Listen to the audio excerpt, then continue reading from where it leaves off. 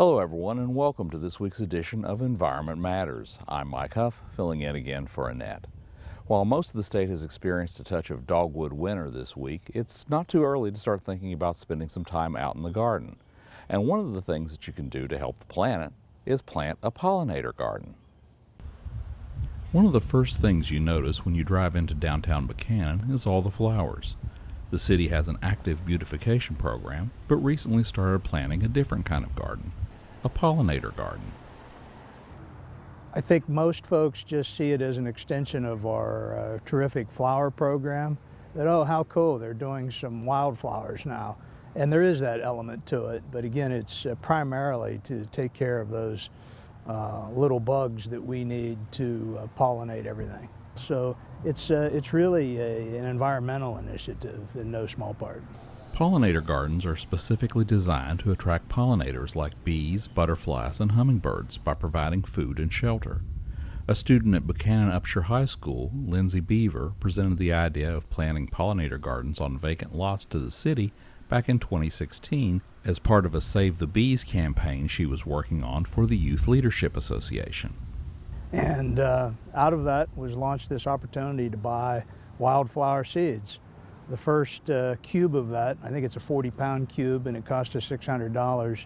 We didn't have it in the city budget, so we passed the hat. I tossed 100 or 200 in the mix to help secure the first packet. And Rob Barber, our horticulturist, just took off with it.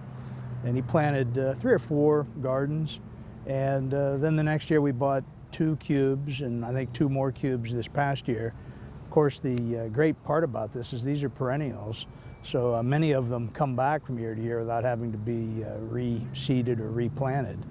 Besides this small plot in Jawbone Park, the city has planted larger gardens along the Riverwalk.